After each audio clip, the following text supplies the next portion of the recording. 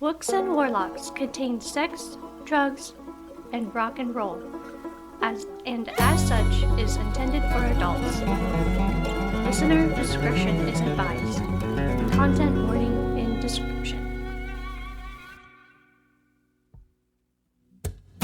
There is just no winning in blackjack. The house always has the game rigged. The crew has a fight on their hands, and it looks like everyone has fallen victim to love and lust.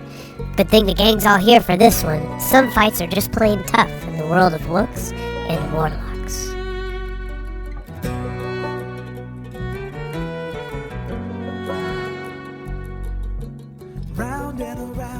Hello and welcome to Wooks and Warlocks, a role-playing tour through the summer of love. In this podcast, we will be playing out a story of adventure and magic using dice and skills to determine the outcomes of our actions. My name is Trey Miller, and I will play the role of Game Master for this journey. I am joined by 6 of the finest folks to roll the dice. Please introduce yourselves and your characters. My name's Tony Ryan. I'll be playing Xantor, the ranger bug person. I am Joshua Fox, and I'll be playing Brody Malone Man, the Bard. I'm Vanessa Suchek, and I'll be playing Remy Riz, the rogue ratfolk.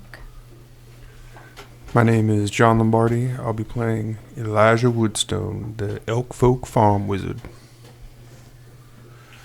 My name is Lawson Williams McClure, and I will be playing Norlin, the good boy. He is the best dog folk boxer there is. My name is Jessie Bennett. I will be playing Granny Glinda. she's a half-orc, half-foxfolk rogue fighter. When we last left, the travelers from the past and the happy tricksters, the companions they'd met along the way, they were journeying through the Burnfam Beach Jam after reuniting miraculously outside the event itself.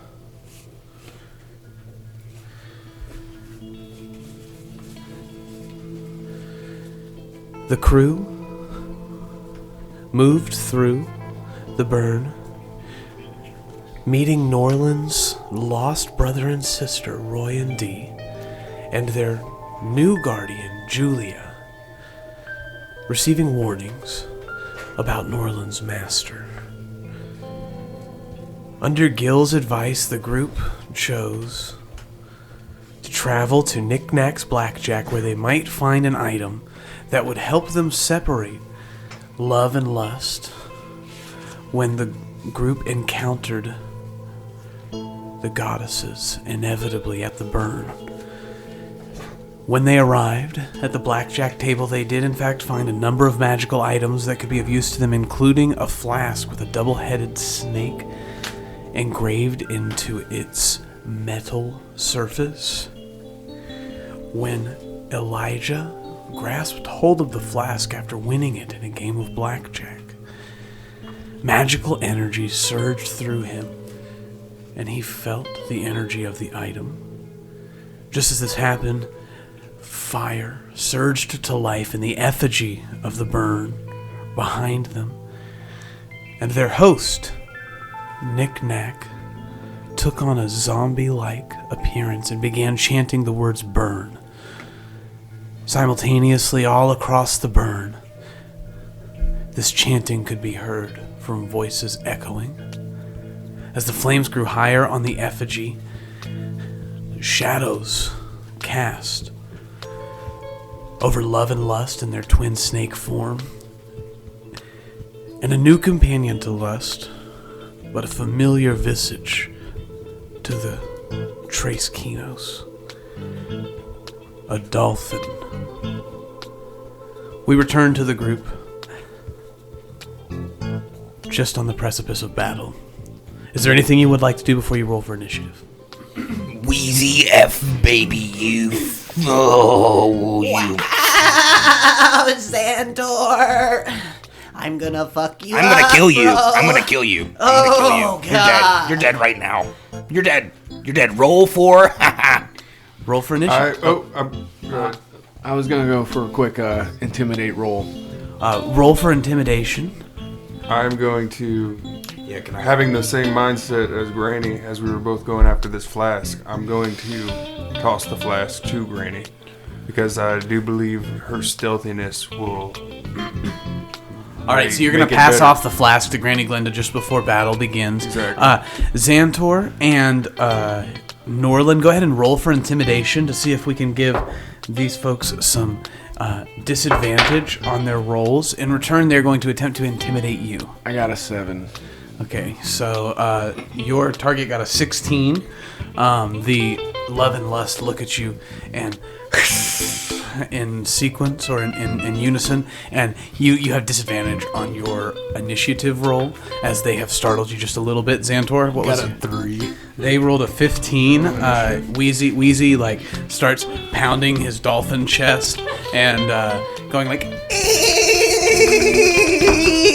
and he's gonna fuck you up. You have disadvantage on your initiative roll. That's good. Xantor recoils a little bit. Wheezy's grown slightly in these past. He's looking more intimidating. What does Wheezy look like? Has he changed clothes or anything? Is he still a stupid dolphin fucker or what? He looks similar. He is still wearing the bathysphere style suit that he was in when you encountered him last. However, he is almost bulging and bursting out of it. You see that he looks like far more muscular than he did before. Like he's undergone the same sort of strength training that you saw in Tax Jeller. Alright, well, his new look really kind of freaks Xantor out a little bit. He did have a 17 on his initiative, and that went to a 7 pretty quick. So he's like, guys, this is these guys, what's going on? Why is he working with the frickin' two-headed snake bartender lady, you think? We gotta cut all their heads off. You talking about my new girl, man? This is my main babe. She loves only me, and she's wild in bed. She will never love you, dearie. Alright, so let's go ahead and get those initiative rolls. We've got, let's just go around the table. Or let's do it like normal. Did anyone get above a 20? 22. Alright, Granny Glinda with a 22. Did anyone get between a 15 and a 20? Norlin got a 15. Alright. With disadvantage.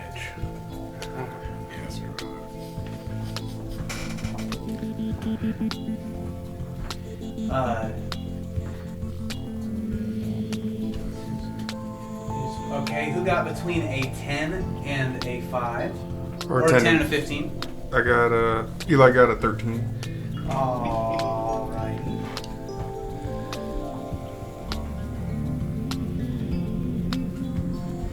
Who got between a 10 and a 5? Remy was an 8. Uh-oh. Brody. Brody's really freaking out, man, and somehow you guys know all this chick, and so he just ripped a huge fatty, and he got a big old 5. All right, so we have our initiative set. The waters wash on the shore. The sun has gone down, and the field is lit by the slowly burning effigy in the center of the peninsula. The chanting festival goers, vendors, theme camp designers gather in a circle on the peninsula, blocking any exit and forming a ring of battle around Trace Kinos, the Happy Tricksters, the Tunnel Travelers, Love and Lust, and Wheezy F Baby, the now empowered dolphin folk. You all, Granny Glinda, roll for perception.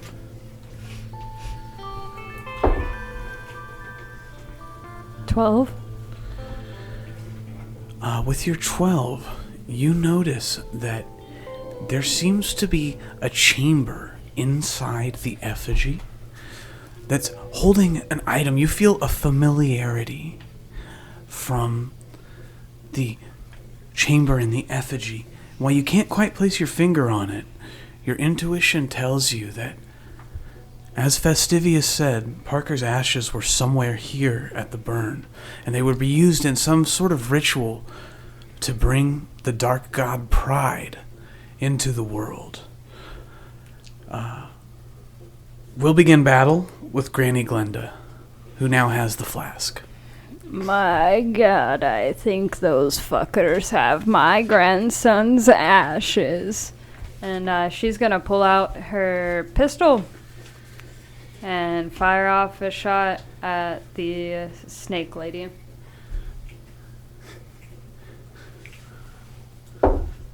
What is her name? It's the two-headed snake. There's love and lust are the two sides. Okay.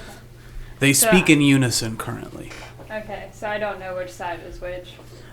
You recall from your battle with them previously that the head on the right tended to be more intense, darker, heavier, and the one on the left seemed to have a softer, kinder inclination. I'm gonna aim for the one on the right, and I got a 12 to hit.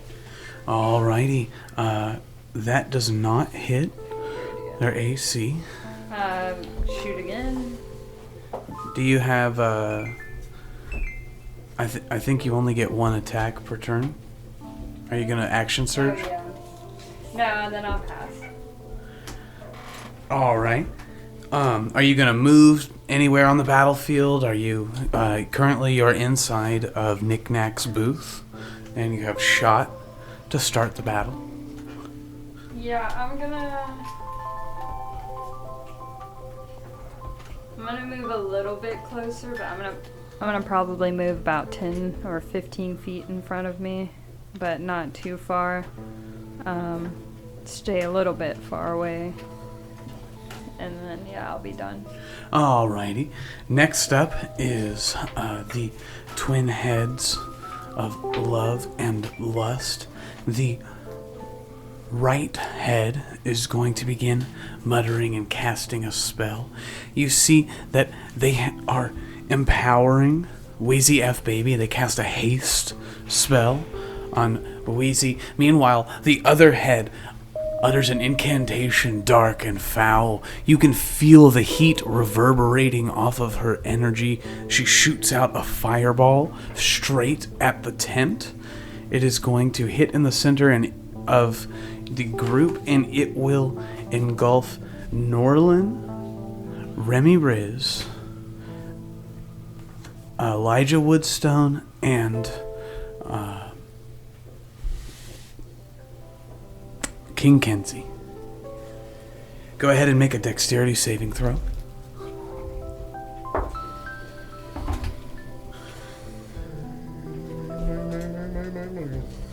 Norlin got a 16.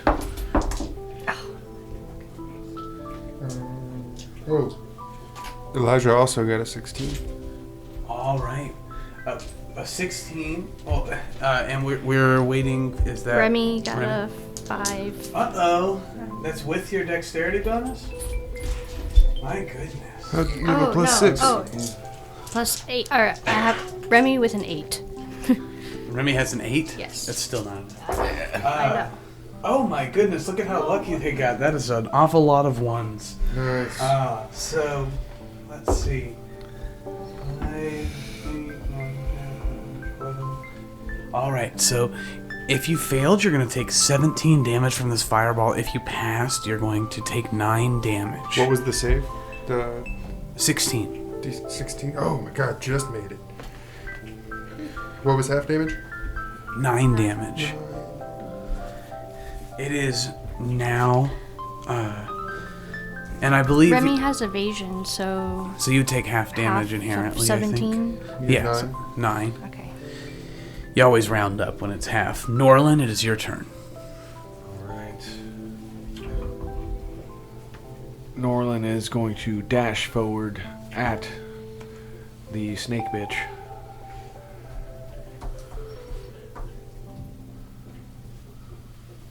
How much movement does Norlin have? Norlin has 35 feet. So Norlin is able to get just within reach without dashing. If you would like to... If you said dash, I don't know if you meant use an action to dash. Yeah, I wanted to get close. You're in range now. Do you want to get closer than 35 feet? 35 feet would be directly in front of her, within range of attack. Yeah, that's exactly where I want to be. So I guess I don't need to dash, correct? That's what I think. All right, cool. Excellent.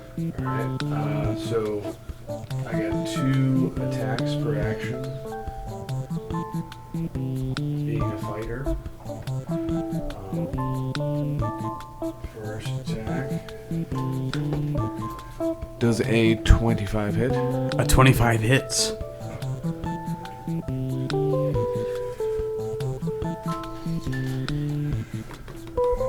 $10 damage. All right, so Norlin comes charging in, fists flying, and smacks straight into the chest of Love and Lust combined, dealing 10 damage to the powerful demigod. Second attack, 26 to hit. That hits. Another 10 damage, and that is with the -1 from the gloves. Awesome. I was wondering, and I'm glad that you said something. So, Norlin's got his gloves on, and he's just 1-2 and 1-2 back and forth, and she's getting wrecked. Yeah, exactly. I'm just stepping right into the pocket, and I hit her just with a stiff jab and turn over my cross and just thump the hell out of her. She is startled by this and is going to need to make a concentration check to make sure that she maintains her concentration on the haste spell that she has casted on thing. She does, in fact, maintain her concentration. She rolled a 16, so she's good on that. And it is now Wheezy F Baby's turn, and he looks towards this dogfolk that has just stricken his love, and he's like, Dude, I'm gonna fuck you up for that. and he pulls out a mighty sword and turns to swing down with a cleave at Norlin the good boy. As he moves, his speed is like nothing you've ever seen, hastened by Love and Lust's magic. He's going to make 3 quick slices at you.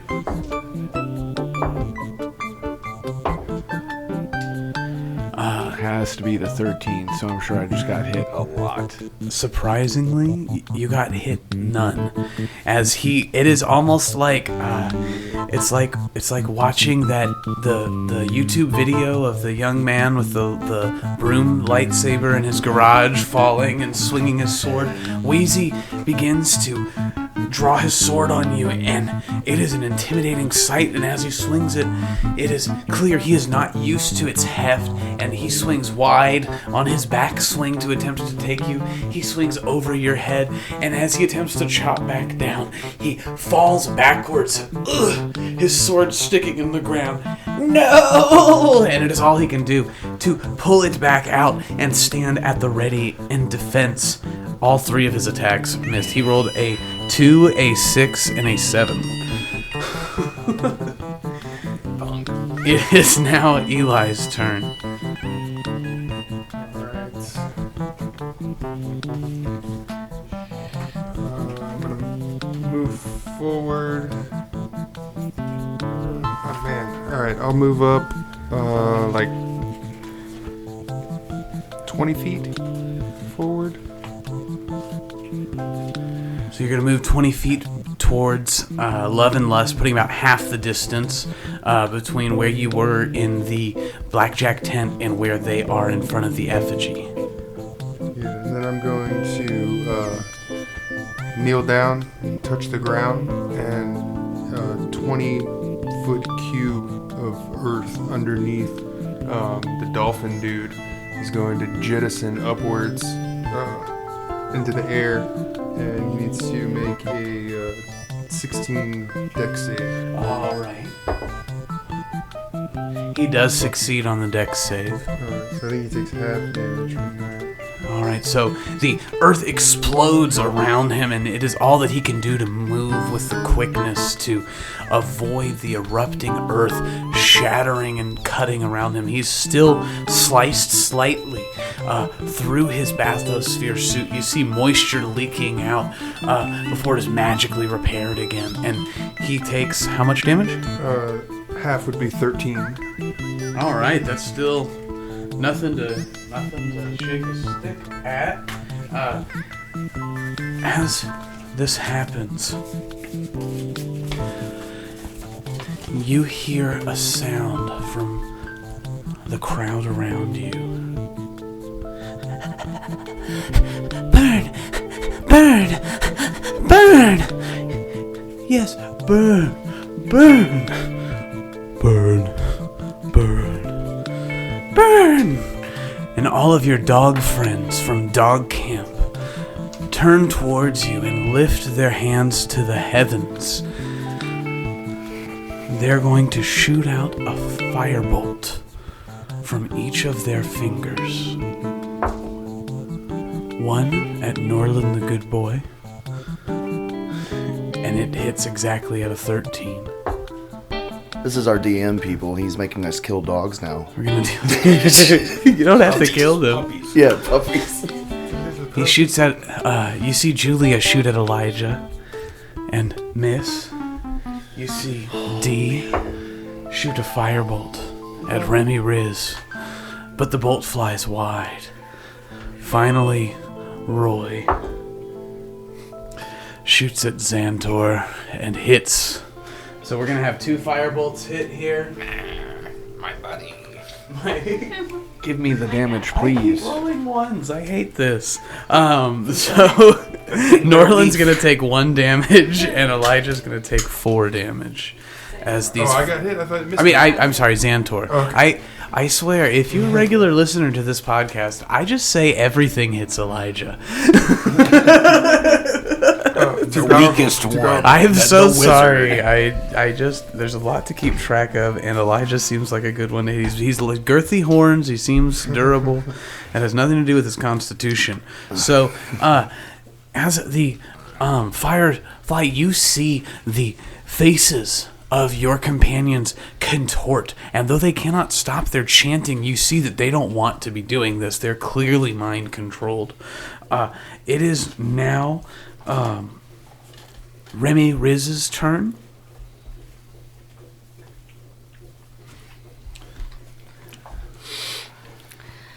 So Remy is very terrified. She's trying to look for cover to try to hide. So there are tents and things like that, but there's really not a lot of cover unless you took some time to move some dirt to or some sand. You could use the dunes to your advantage. You could attempt to move towards the effigy and use the effigy's shadows to find some cover. And it is true that Norlin is currently engaging love and lust, which means that as you approach, you would still be able to have your sneak. All right. Remy's gonna move, I guess, use all of her movement speed. You can dash as a bonus action as a rogue is also something to keep in mind, which would allow you to get behind either of the opponents that you're facing. All right. Would you like to do that? Yes. I'll go after. Is that lust or The snake lady. The snake lady is lust and love and lust. Okay. All right, and I'm gonna use my new flaming scimitar. All right. Your scimitar flares to life with a brilliant flame, bringing a new light to the battlefield.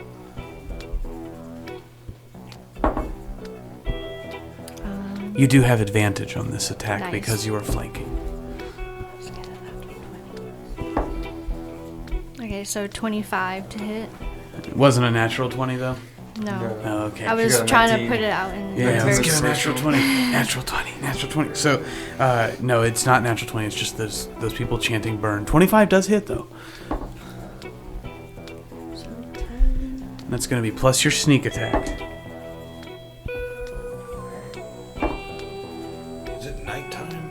It is nighttime, yes.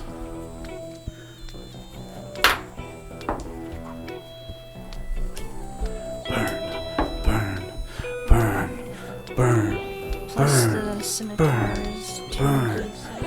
Xantor would totally join in on that chanting. Xantor is also chanting burn with all of your enemies. It's like, yeah! 24.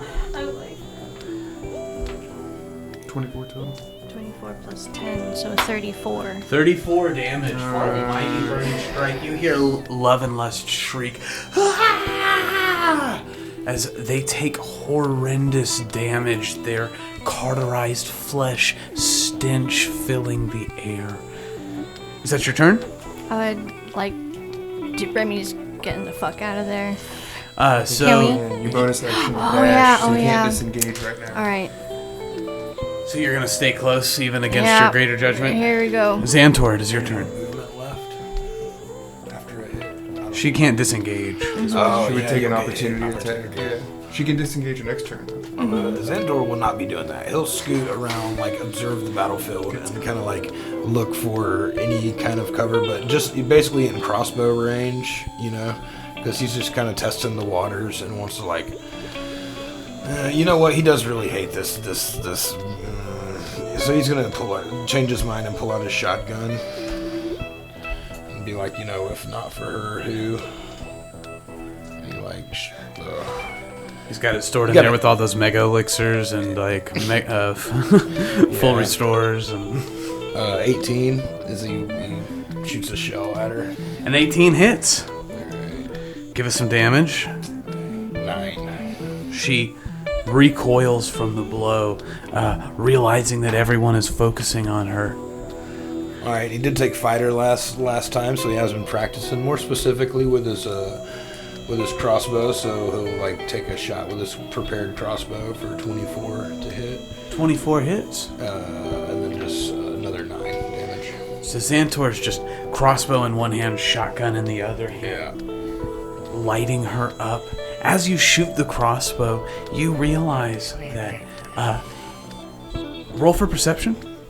I can't just tell you what you realize. You have to perceive it. Yes. Yeah, he's very in a non-perceiving mode. He's staring at this person he hates.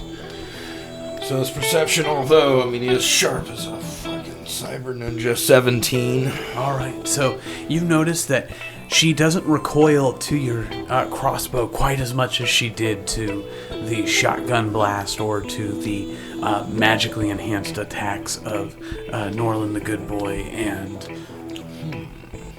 So although they were equally powerful, she seemed to hurt more from the gunpowder. Facts. Alrighty. It is now Brody's turn. Whoa. What the hell is going on? And Brody's gonna run behind that tent, but as he's doing that, wait. First, before he leaves, he's gonna shout at Granny, or as he, I'm sorry. He's gonna shout at Granny Glinda as he's passing by, and he's like, "You got this! You got this! Totally, this is totally out of my league. I have no idea what's going on, but you got this." And I'm just gonna give you a bardic inspiration, so you get a D8.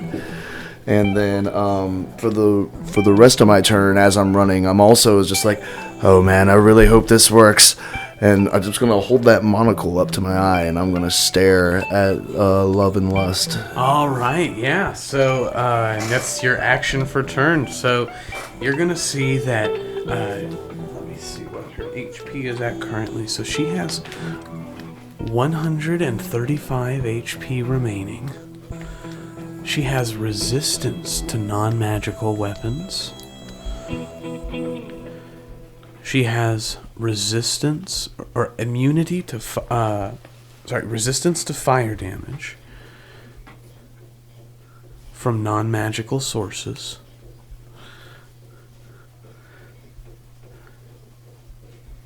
And you see that she is immune to being poisoned.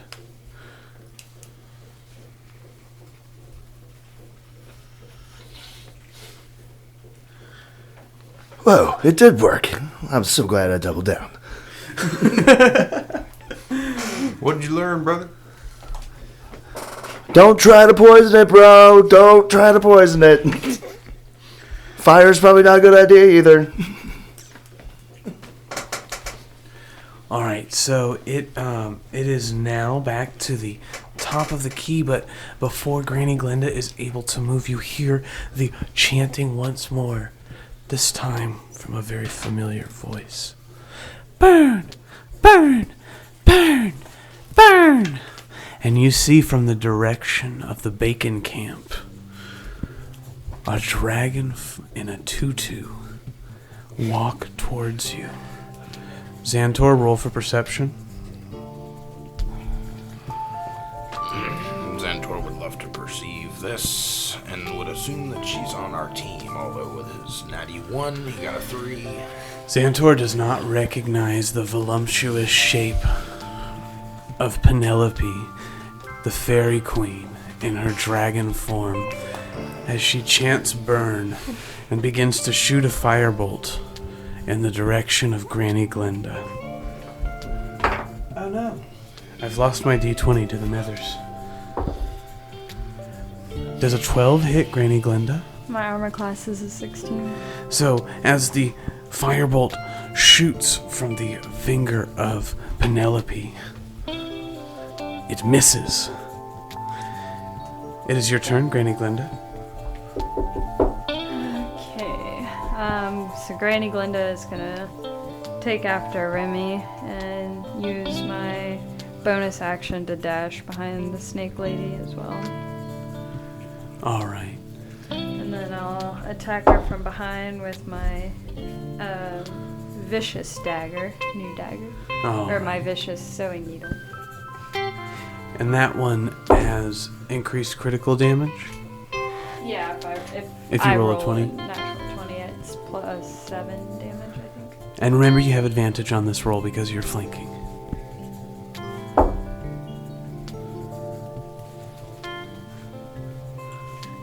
$22 to hit. That's gonna hit.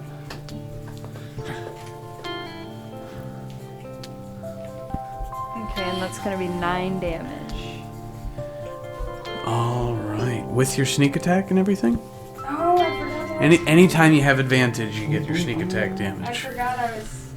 Advantage or flank or any of that. I get 3. Oh yeah, that's right. She's a fighter. Yeah, she's. Which I suppose, are you gonna be action surging?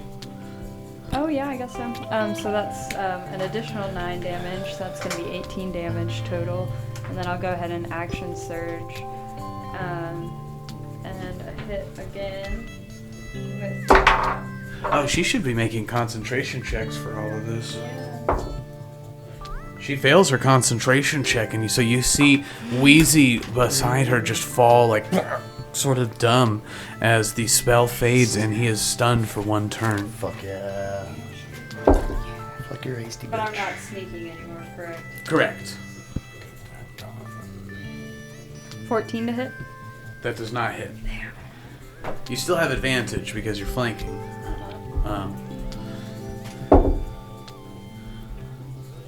17 to hit? That does hit. Yeah. That's an additional 8 damage. All right.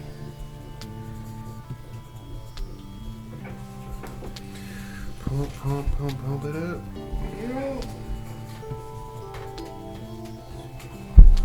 All right. So, it is now Love and Lust's turn, and she looks towards the stupefied form of her, air quotes, lover, and sneers.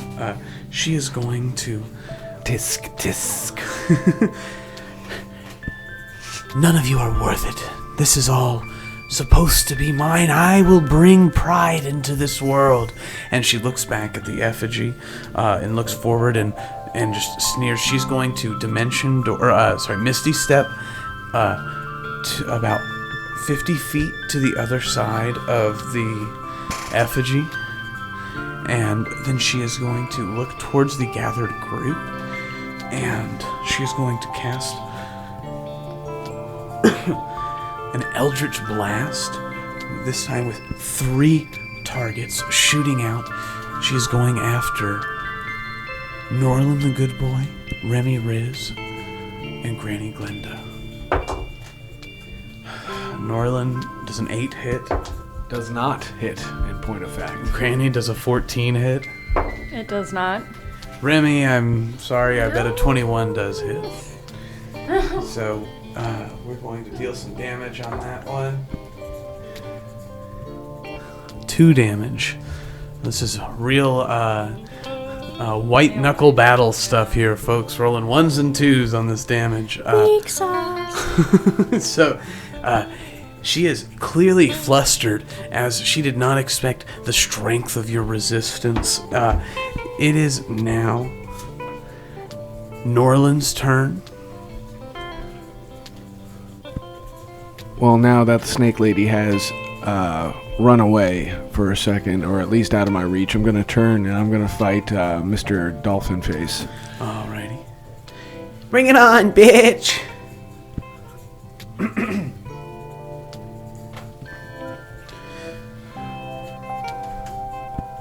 Does a 23 hit? A 23 hits as he continues in his Maul Katana formations, attempting to show off his talents. You move in and strike. I crack him right in that bowl, right in the fish bowl, and like you hear that like loud, like kind of like, and it's like as I crack the bowl. All right, water begins to leak. The pressure is broken.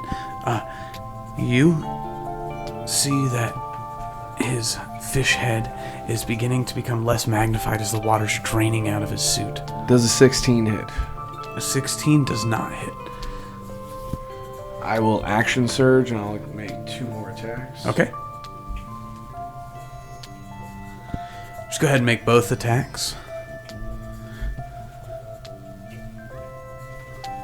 He is bobbing and weaving, but you can tell that he's dragging as the suit begins to fail in its functions. You hear a strange suction sound as he's 127 and 1 natural 20. Both of those hit. Dying, you're gonna kill him. Get him, darling. That's a 14 on my critical. Alrighty. Shove your fist in his blowhole, man. And another 10, so that's a total of 24. So describe the blow. My guard comes in real tight, and I get into a low crouch, very like Rocky Marciano or Mike Tyson-esque, and I start moving side to side in a very tight, almost pendulum-like manner, and I quickly hop to an angle, and I hit the dolphin right in the gut with my first shot, but then my second shot comes over the top really hard as his hands drop down, and I shatter his bowl apparatus. The glass hits his face and eye, leaving deep lacerations. He falls to the ground in a heap and makes one last cry in his death. No.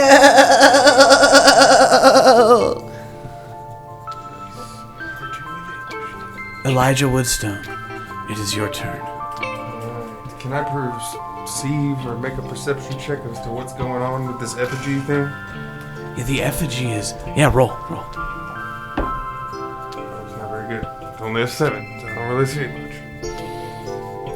Besides the sweet death of that. Yeah, you see that the flames are rising, that dark smoke is coming out of the effigy. You do not necessarily... Is it natural fire or magic fire? I'll give you one more roll to see. With a 7, you don't know, but if you want to spend your turn... 18. So, Just for the fire. yeah, what you discover is that it is, in fact, very much so magical fire, and what you see is that the smoke seems to be going from the fire towards the body of Wheezy F. Baby. there might be trying some sort of resurrection magic going on over here. I'm gonna put the final kibosh on this guy. Do we kill his corpse? Pound him again? You can continue to attack his corpse if you'd like.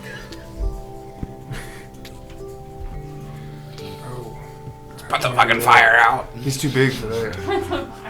I would toss him out of there, but yeah, no, he's too big. You can all talk as a free action during your turns if you need to. I think We're all looking at Elijah telling him what to do. I think we burn him with the effigy. Toss his body on the throw fire. him in the fire. Let him burn real good, and then we'll put the fire out. And in the meantime, throw rocks or whatever at the lady. We gotta get the bartender, man. She's the key. The smoke looks like it's like going towards them, like it's gonna do some ghostly stuff and bring them back to life or something. Somebody get my damn godson's ashes out of there. Oh yeah, we need that. Godson or grandson? Grandson, my bad. I'm a little flustered right now. Who's right next? Who's right next to the body? Currently, it is Norlin is right next to his body. Elijah, you are about 20 feet away, 25, 30 feet away. I'm going to go ahead and use my full 35 movement speed to get up towards Granny Glinda. Alrighty. And Remy. And can I hold my action? Sure. What is your trigger? If that body gets up. Okay, yeah, you're holding your action for if the body gets up. That's perfect. Is that your turn? Yeah. All right. So at the end of your turn, you hear the chanting once more rise to a high din, and you hear, "Burn, burn, burn!" And you see a large boar folk step out of the tavern and point his finger at Brody Malone. He's going to cast a firebolt. Oh no, it's the mule guy. It's Scotty. Critical hit! He's going to hit you with a firebolt, and he crit. Well, man, and so he freaks out, and he pulls that thing out that we talked about a second ago, because it only targets me, and so you see him kind of freak out a little bit, and he pulls this rod from out under his shirt, and just kind of really cowardly, just ducks behind his own elbow and just holds the rod out, and it sucks up the firebolt. Yeah, so the magic flies into your rod of absorption that you found deep in the tunnels, and you manage to resist the hit of this critical firebolt. As you do that, another familiar voice comes through the din. Well, dang! I thought that was gonna be for a hit. And you see Jimmy Jim Jam walk out of the circle of people chanting burn. What in the hell did y'all do to everybody? Oh my God! And he's going to point at Love and Lust. He says, what the hell have I gotten myself into? And he's going to reach kind of behind his back as though this were like a cartoon, and he's going to pull out a huge hunting rifle. He's not cursed? Jimmy Jim? Yeah. He doesn't. He's on our side? He's currently well, what's going on, y'all? Yeah, Nice. he's normal. So Yes. he's going to go ahead and he's going to be like, I don't know much, but that lady looks like she's the problem. And he's going to go ahead and take a shot at her. Yeah, go Jimmy Jam. Yeah. So he makes 2 shots. The first goes wide. And he says, hold on, let me calibrate this thing. And he takes his scope out, kind of moves it around a little bit, spits on the gun, wipes it off, and then goes and shoots again, and boom, cracks her right in the tail. He says, whoop, got her there. Not a direct hit, but and he's going, oh man, I keep dropping my dice. He's going to deal. All right, he gets a 14 damage off on that one. And she shudders and looks furious. Why? As though she does not understand why he's not under her spell either. Let's see. Jimmy Jam, what'd you eat today? Oh, dang, man, I ain't ate nothing today. Shoot, I've been on quite a trip since I last seen y'all. Man, I reckon y'all couldn't see or hear me, but I witnessed y'all visions with a god or something. Did you guys meet Fastivius? I don't even know how I know that name, but what I heard was crazy. It sounds like your lion buddy is the reason why time and space has been altered and we were all sucked to the future. I don't know. There was a whole bunch of crazy exposition that happened real quickly at the end of the last episode I was involved in, but I took that lysergic acid delethylamine. I mean, what I mean was the liquid spittle from a drake, and we saw the gods, and I don't know, I've been feeling a little bit funny ever since, but I don't know. I wonder. We're in the middle of a battle, aren't we? And as he's explaining all of this, you see that another individual from the crowd is going to shoot out and point at Elijah and shoot a firebolt. Another natural 20. At least we're rolling low. 5 damage on the critical hit for that. I put out the fire on my shoulder. So, the battle rages, and it is now Remy Riz's turn. Man,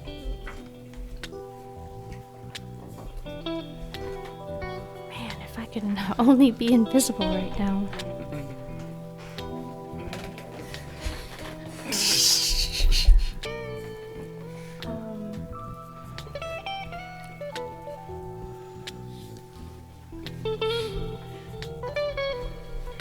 I'm gonna try to... Remy's gonna, I guess, follow the shadows around the effigy to try to, like, get closer to... All right. Love and Lust. You're trying to move closer to Love and Lust. Are you going to bonus action dash to get closer? Or are you just... There's on her side of the fire, there's again not going to be a lot of cover anywhere near her. She's just in a... She also just got shot, so she could be kind of like turned. Sure, you're able to move up towards her, but you're not able to sneak up on her at this time unless you want to specifically use your action to sneak. And then you'd be able to be snuck next I'm turn. gonna use my action to sneak. Alrighty, so let's roll a stealth check. Yeah, you could use your action to sneak up with your movement. I actually do think And it's a bonus. action It is hide. Is it not a bonus action for you to stealth or to sneak? To hide. I believe so for a thief. So because you have your class that you are, you can do this as a bonus action and then still get your attack. So you can bonus action hide and then try to sneak up. And we'll say you're in the shadows and that her back is turned. Okay.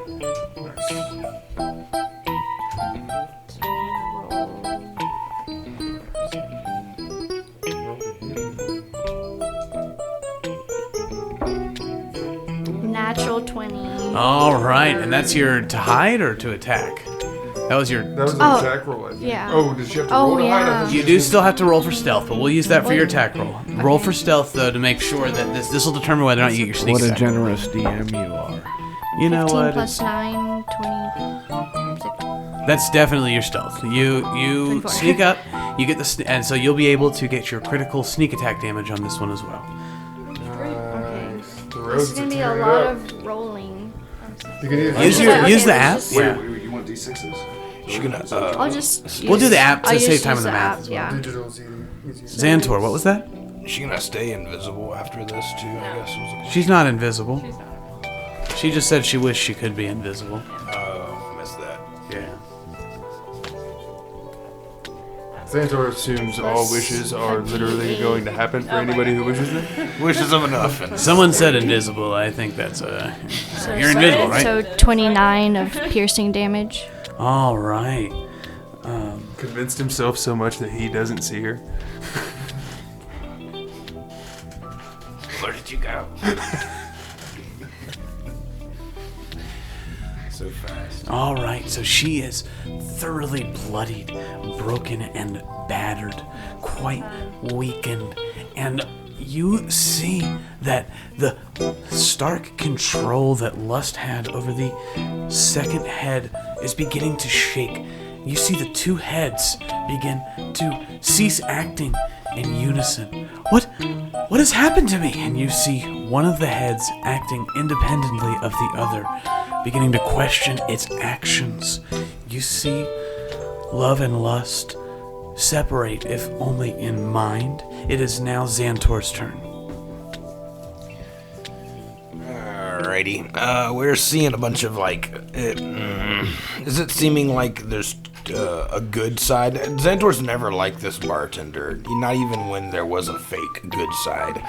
So he's wanting to cut both the heads off regardless. So I think we'll just go with that. He's gonna walk over to Wheezy F Baby. He's probably not gonna have enough room. Alright, here's what we're gonna do. He's gonna come over to Wheezy F Baby, say, you got knocked the fuck out, bitch. And imitate Wheezy a little bit, because he really hates Wheezy. And I don't think he's got enough space to get close up. Yeah, you moved about 25 feet to get over to talk shit on Wheezy and do the Halo's teabag. So he's got a new spell he's been wanting to try out, which is Summon Beast. And what it is, I figure that he's he wants to summon a water version of his. So he's got Drake, and so he wants to make Drake into a bigger water dragon. Momentarily. I love that flavor, but that is not what that spell does. So Drake's beside him. Drake's just chilling over here beside him, and he's like, Drake, watch this. And he uses that spell, summon, where'd it go? I think it's summon beast. I feel like, so if you're going to summon a beast and you're thinking to yourself that you want to summon something like Drake, like a water dragon, something that would be there, you focus on that idea and you summon a ferocious walrus that stands in front of, whatever walruses do, flops in front of love and lust. Yeah, so Bestial Spirit, the walrus, this is my first test, so it might develop over time. Into an occupied space that you can see within range. The corporeal form uses Bestial Spirit stat block, and when you cast the spell, you choose an environment. Here's the specific part: air, land, or water. So, that's the environment. Shit. So the walrus probably isn't too effective. Anyway, first time casting the spell, he summons a walrus. There's now a walrus standing in front of love and lust. The walrus would like to do a tusk slap, I guess. Yeah, you can do a tusk slap. All right, or poke. What do you do to this thing here? He's trying to rip his head off with this tusk. Slap him with your Tusk walrus skewer. penis bone. Yeah. Wall runner. Okie doke. So can we just use I think he's got a shotgun stuff. So you could just roll a d20, and we're gonna add 5 to it, and assume that that's the walrus's strength. So go ahead and roll a d20, add 5 to it. All right. That's pretty generous. Yes, considering what I just rolled, that wasn't. So Are you rolling again? this is worse. All right, the first time I rolled for my shotgun blast because I was trying to attack or whatever. You don't get to attack and create a walrus. I'm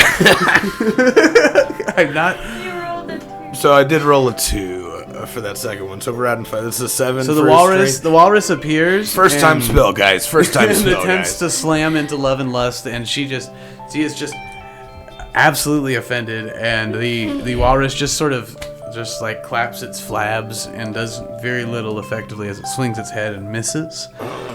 It is water. Does it get any bonus for It's being a now water? Brody Malone's turn. It did make her a little wet. I mean, she's at least flanked now. If any of the rogues can experience their sneak attack. Good lord, man, this gotta slow down a little bit. Everybody just needs to chill, especially you, love. Come on, love takes time, baby. Just slow down and chill. And as soon as I say chill, some kind of crazy energy comes out of my fingertips, and I'm gonna attempt to cast slow on her. Okay, she. What is the saving throw? It is a DC 16 Wisdom. She rolled an 8, so she fails. Yes. And she is going to begin to move slower. What are the effects? She gets a -2 penalty to her AC and dexterity saving throws, and it can't use reactions. On its turn, it can either take just an action or a bonus action, not both.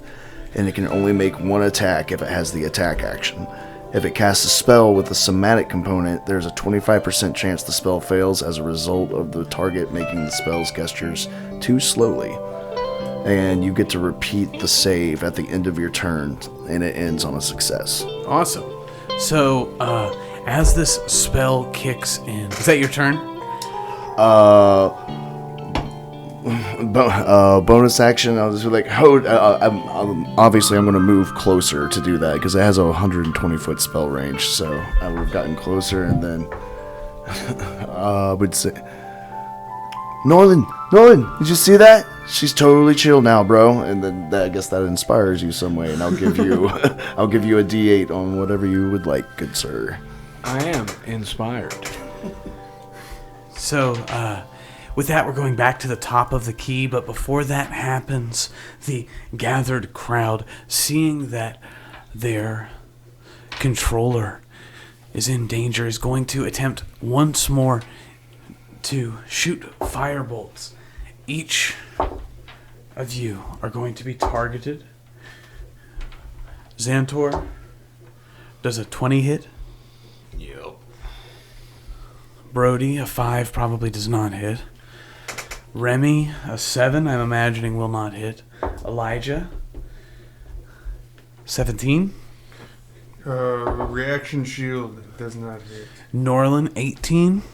It's Granny Glenda, 5, does not hit, I'm imagining.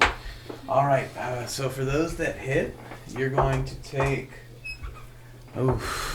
10 damage to Xantor, I believe it was that Xantor had hit, right? Mm-hmm. Yes. And Norlin, you're going to take 9 damage. As the love and lust weaken, as the gathered crowd sees their controller about to fall, they attempt a volley. As the volley flies, Love makes eye contact with Granny Glenda. Do it! Do it! My turn? It's your turn, Granny Glenda. Alright, listen here, Elijah and Xantor. I have to go in with this flask now. But I need you two to grab my grandson's ashes, or I will rip your guts out and feed them to the fucking pigs, you hear me? Okay. And, Here's mine. she's gonna turn... Whoa. She's gonna turn invisible and, head that way. Don't worry, Elijah. I will get these ashes. My walrus, who I just summoned, is very powerful and will destroy this creature. No worries, no worries. So Granny Glenda is invisible and heading in the direction. I'll probably have to bonus action dash to get close All the enough way. to be. But you're invisible, so you're good. Yeah, and I'm still gonna stand like far enough away to where she can't bump into me if she tries to move somewhere. As you get closer and closer to her, you feel an almost cyclonic magical pull on the flask that you're holding. Are you holding it, or is it strapped to you? I'm in your holding pocket? it, but it's like concealed under like my I have a jacket that's long. Your enough hand to is hold it. shaking as it pulls with a vortex of magical energy. Can I open it? You can open it. I'm gonna open it. You use an action to open the flask. Oh, I already used my action to turn invisible, though. I'm gonna be honest. And bonus action dash. Okay. All right. Next turn. Yeah. Oh, shit. Next turn it is. It is Love and Lust's turn. They do not realize that you've come up because they are invisible, or because you are invisible, and so they are going to focus on the walrus in front of them, and they are going to reach out and grab the walrus and then bite down with their fangs. Furious. Alright, so The walrus looks deep into the eyes of love and... So the walrus is going to take 16 damage. Can somebody look up how much HP a walrus has in 5e? Hey, Google. The walrus describes the deep and loving eye contact that the walrus is making with love and lust as they rip its flesh out with Just their teeth. love specifically. I think Wally, we can call him for now, is like looking into the eyes and like, don't eat me, brother. You know.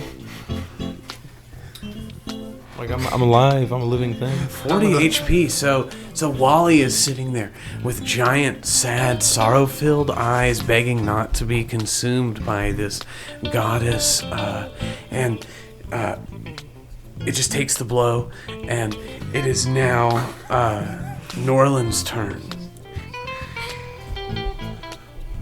The effigy is burning more and more intensely. Oh yeah, I was gonna say anything with that smoke happening. How much water is left in Dolphin Man's suit?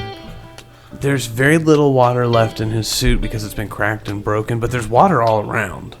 You're on a peninsula. Like the effigy itself is on a miniature peninsula dug into the peninsula. So there's like a U-shaped pond around the effigy.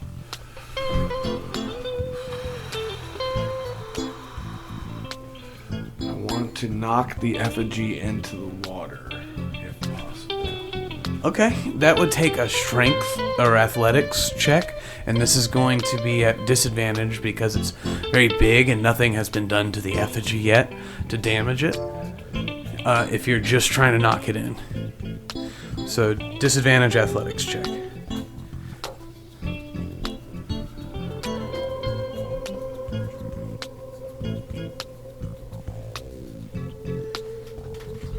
With disadvantage, I got a 17. Nice. So you hear a crack as the effigy's support structure breaks. It begins to tip. It seems like another strong push might knock it into the water.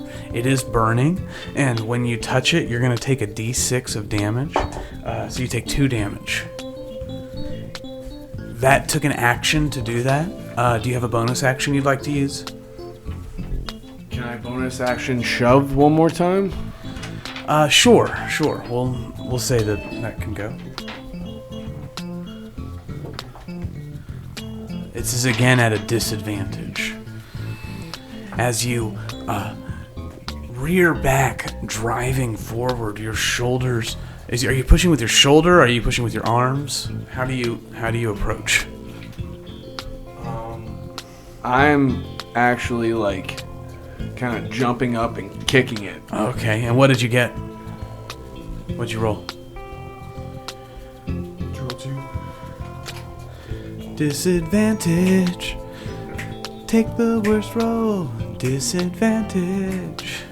It's like roller coaster, but disadvantage. Did we just violate someone's copyright? Oh no. I got a 18 with disadvantage. All right, so with your second kick, the effigy cracks, half burned and broken, the wings of the phoenix in flame.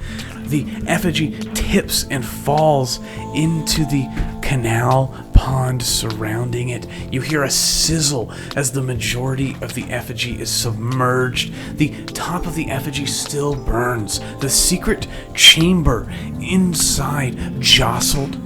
You see that it has opened, and its contents are in danger of spilling into the canal below. It is now, let's see, Elijah Woodstone's turn. I was holding my action before, but nothing happened with that dude. So Nothing happened with Elijah, get the ashes. Get the ashes. I will kill everyone. where are the ashes? Are they in the effigy or are they in the... That was the Chamber. They're in the chamber of the effigy? I thought they were And it on looks like they're the about to dolphin spill corpse. out. Granny Glinda's having a fucking meltdown. Invisible meltdown.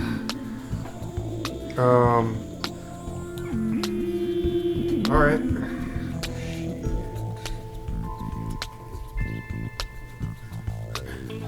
Wally the Walrus and If Love it's- and Lust are just slapping each other while all this is happening. Elk Wizard, use your mind powers. I'm gonna cast... Is it like a jar of ashes? What are your ashes in? A jar or a pouch? Like a leather pouch? And it's vial? about to spill into the water? It's a vial of ashes about to drop into the water. But not necessarily. I mean, They might be sealed. It's got- They could be sealed. It could be sealed, It but has like a cork seal, but like it's definitely best not to It can drop also your wash coins. away. I'm forever. going to cast catapult on the ashes and fire them at myself. Okay.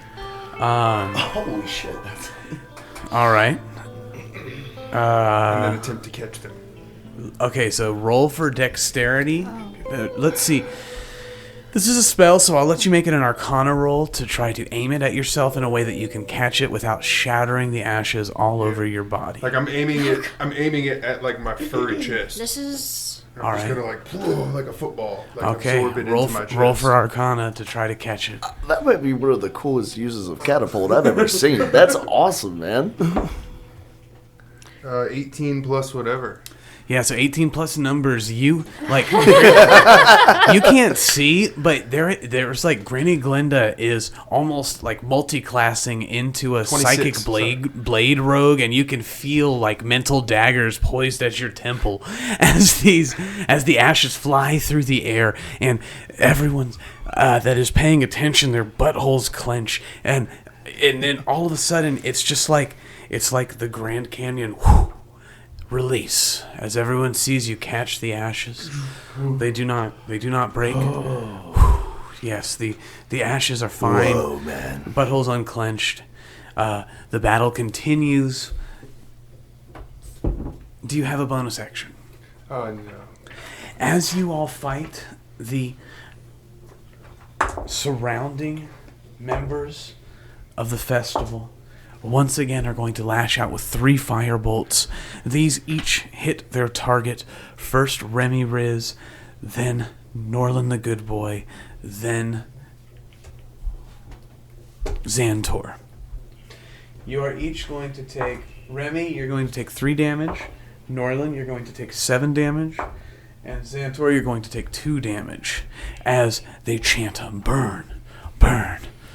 Penelope chants, burn, burn. And Scotty chants, burn, burn. I did take 10 points of damage from that, by the way. Can Xantor do like a quick perception just to see if he heard Penelope's voice? Yeah, roll for perception.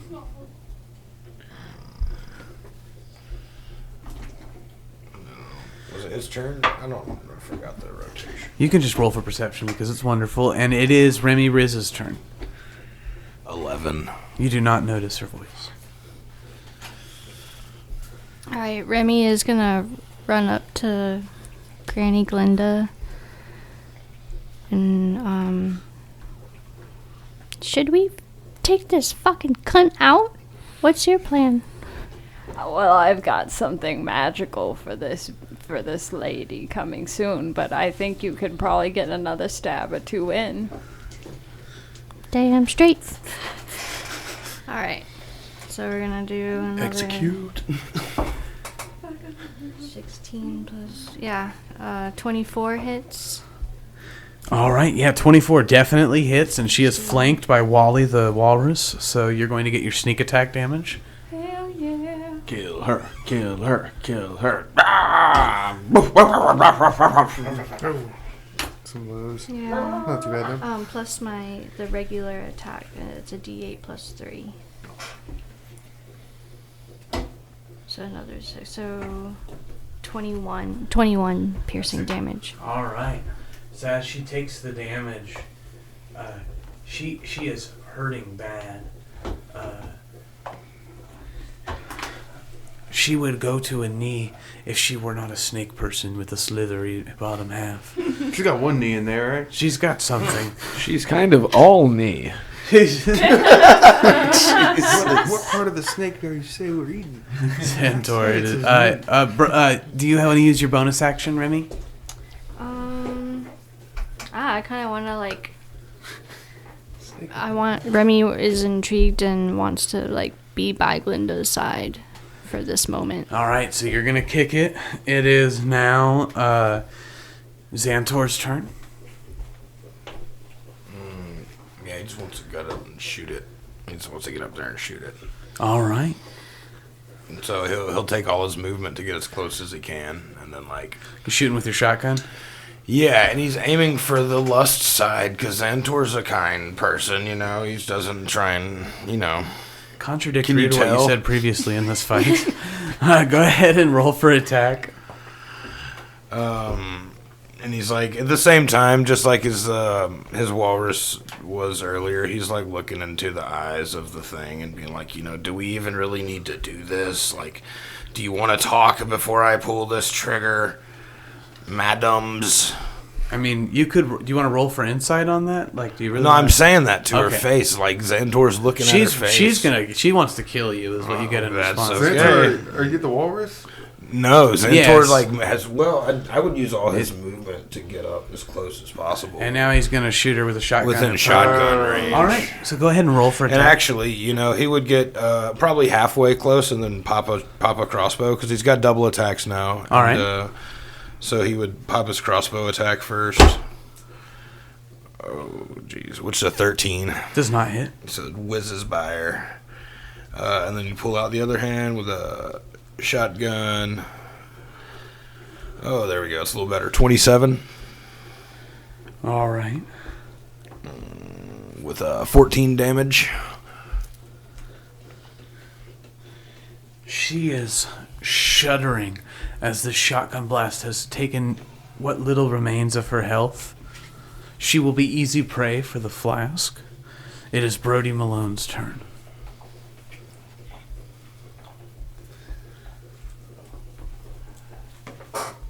All right.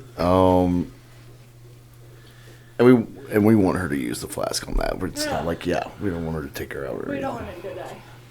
You do not know what will happen either if she dies or if you use the flask, but the current impression is that the flask is powerful magic that may do what you're hoping to do, which is split the gods. I mean, I could just Cassius get in the flash. I could just be real big. Get in the flash. All right, so lady, I don't know you that well, but I know what's about to happen. You don't want to see, and so yeah. And then I'll cast blindness on her. All right, and she probably has. Is this? This isn't a dexterity save, so No, the slow doesn't apply. Yeah. Still, she rolled a 7, so she fails her save. Now she's blind. So the world darkens around love and lust. It is now the top of the key. The surrounding guests who were previously seeing through love and lust's eyes can no longer make out the group in order to send their firebolts in for attack. Oh. Granny Glinda, it is your turn. Alright, it's go time. So, still invisible, Granny Glinda walks up as close as she can get to the snake lady. And as she's popping open the top of the flask, she whispers in her ear, "Hey, hot stuff, you looking for a good time?" And then she's gonna open up the flask. All right. So it is good that you all damaged her so much. She had disadvantage on the saving throw. Her first roll to save for this was a natural 20. Oh, yeah. Her second roll was a 7. And before your eyes, you see the two forms of the snake woman split and unravel like Twizzlers tearing apart. The one becomes two. And the two beings standing before you shimmer for a brief moment before, like a vacuum vortex of magical energy, lust is sucked into the twin-headed snake flask. And as the flask seals shut, as the last of her essence closes, you see one head of the snake melt into the flask itself, sealing it closed. You have captured the dark goddess Lust in a magical flask designed for this very purpose. Itty bitty lives in space. Battle is now over, and you see the form of lust, or the form of love, on the ground. The snake woman slithers to an upright position. What have I done? What has happened here? This is so twisted. The combination of our two magics were never meant to be. I must undo this, and then I must go. and she snaps her fingers. And as she does, you see that all of the zombie-like people in the audience around you are released from magic. They slump to the ground, their energies weakened. You see your own wounds heal before your eyes. You are brought back to full health. On the ground in front of Norland, you see Wheezy F Baby jerk to life. And just as quickly as she heals everyone, she disappears. In that moment, while the crew tries to gather their senses, an additional magical energy whirs to life. The ground begins to shake. The sand shifts. And Norlin, Remy Riz, and Brody Malone have little chance to react before they are once more sucked into the sand. And we'll pick up with Trace Kinos and the Happy Tricksters next time on the next thrilling installment of Wooks and Warlocks. Goodbye. Adios. Not the sand butthole again.